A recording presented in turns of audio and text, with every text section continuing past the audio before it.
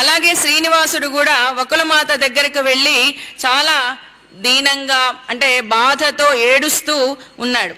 ఉంటే తల్లి అయినటువంటి వకులమాత, ఏం నాయనా ఆకలితో ఉన్నావా, నీకు పరమాన్నం చేశాను తిను నాయనా, ఎందుకని ఇలా బాధగా ఉన్నావు అని చెప్పి అంటే తల వంచుకొని ఏ విధంగానూ తల ఎత్తక కన్నీరు ఓడుస్తూ ఉన్నారట శ్రీనివాసుడు.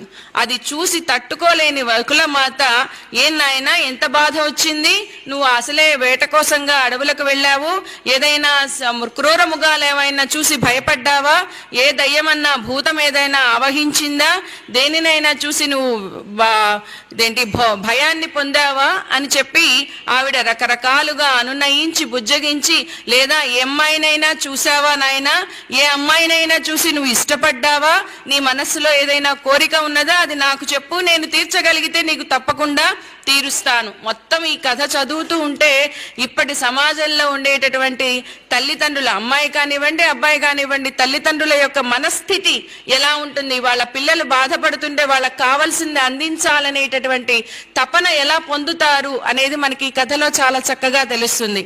అడిగితే అప్పుడు శ్రీనివాసుడు చెప్తాడు, నేను ఇలాగా పద్మావతి అనేటటువంటి అమ్మాయిని చూశాను, ఆమె ఎవరో కాదు, పూర్వజన్మలో వేదవతి. పూర్వజన్మలో వేదవతి ఏ విధంగా అని చెప్పి అనంటే, త్రేతాయుగ కాలంలో రాముడుగా జన్మించినటువంటి స్థితిలో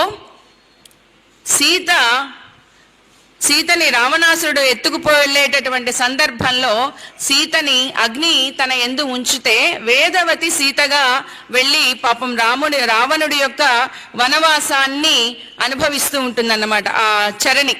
అందుకని ఆ తర్వాత విషయం తెలుసుకున్నటువంటి సీతాదేవి, మద్దుఃఖం హేతయా భుక్తం నిర్నిమిత్తం దయాళునా, పాపం ఏ విధమైన కారణం లేకుండా అకారణంగా నేను పడవలసినటువంటి దుఃఖాన్ని ఈ వేదవతి పొందింది కదా, కాసా వేదవతి దేవా స్వాహాయా సన్నిధే స్థితౌ తాం అంగీకురు గోవింద వివాహం విధిపూర్వకం అని చెప్పి ఆవిడ ప్రార్థించింది.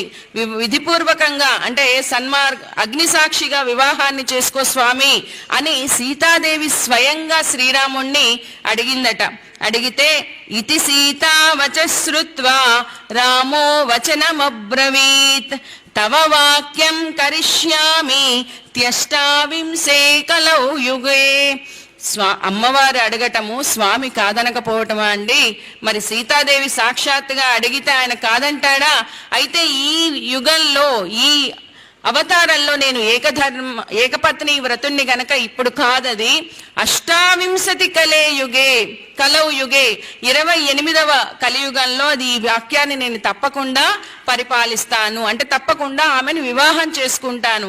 అయితే అప్పటిదాకా ఈవిడ ఏమవుతుందండి అని అంటే, తావదేశ బ్రహ్మలోకే బ్రహ్మణా పూజితా భవేత్, అప్పటిదాకా ఆవిడ బ్రహ్మలోకంలో పూజింపబడుతూ ఉంటుంది అని చెప్పి